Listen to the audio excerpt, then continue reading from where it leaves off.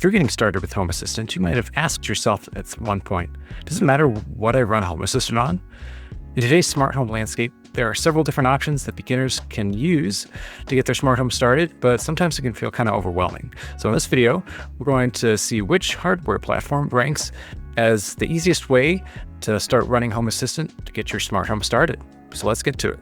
First up, the F tier. These are literally the worst possible options to run Home Assistant on. And then of course, when something goes wrong, you'll say, F these options by the time we're through with them.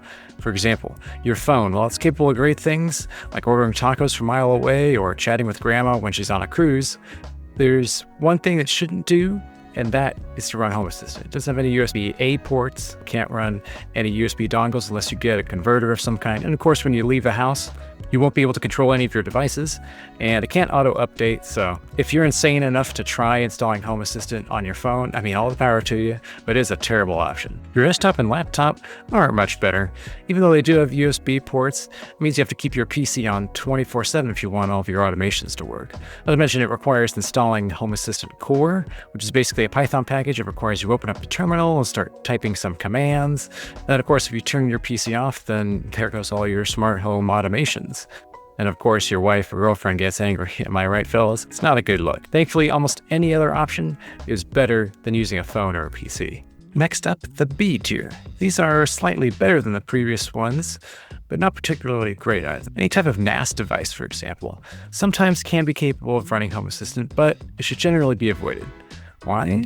For one thing, it requires that you run Docker on your NAS, which is sometimes tricky depending on how much RAM usage your NAS consumes, but it often requires a fair amount of RAM, so you might have to sacrifice some RAM if you were to try this.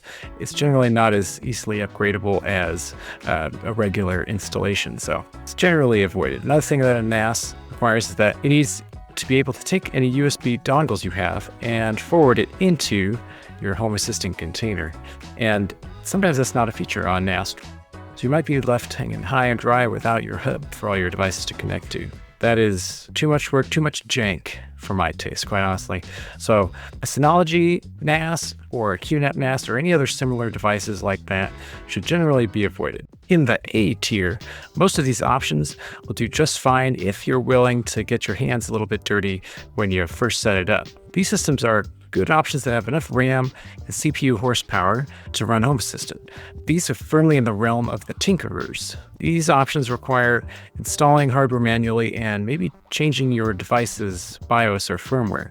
Most of the time, installation is pretty easy, but it might still be slightly intimidating. For example, the Raspberry Pi are the OGs of running Home Assistant. Really low power usage, they're really small, and you can pretty much put it anywhere. As long as it has networking and power, it's good to go and you can pretty much forget about it. Just make sure you use the Raspberry Pi 4 or 5. Some of the older models like the Pi 3 and before don't have enough RAM to really be a good experience nowadays. Home Assistant Yellow is also a great option to run Home Assistant with.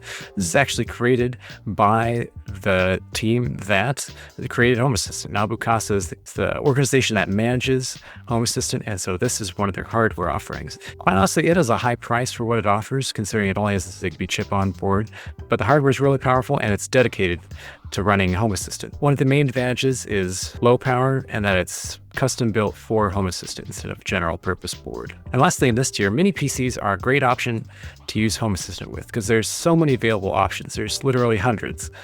For Minisforum or Intel NUCs or B-Links, for example. This option might be overkill if you're installing Home Assistant bare metal onto the mini PC. You'll need to install your own SSD, your own RAM, and all of your other computing components most likely to make this work. They might use a lot of power depending on your setup, so you might have to tweak some of the BIOS settings to do that. If you're using one of these as a hypervisor for virtual machines, that can be also another good option. Just keep in mind that passing USB devices might be kind of tricky depending on your system. There is but one winner, however, in the Home Assistant hardware ease of use battle. I totally did not just make that up. And in the S tier, the winner is the Home Assistant Green. Home Assistant Green is the easiest option out there for beginners and experts alike. Plug it in and you turn it on.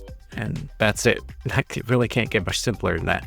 The price is reasonable, $99 MSRP. That might change depending on when you buy this, but it has a good processor on board for just about every smart home. The only downside is that it doesn't come with the protocols on board, so you have to buy your Zigbee and Z-Wave adapters separately. But this means you can upgrade your smart home at your own pace instead of prepaying for things that you may not even use like some of the other hubs. There's one thing, however, that you still need to do after getting the Home Assistant Green, and that's installing and configuring it for the first time.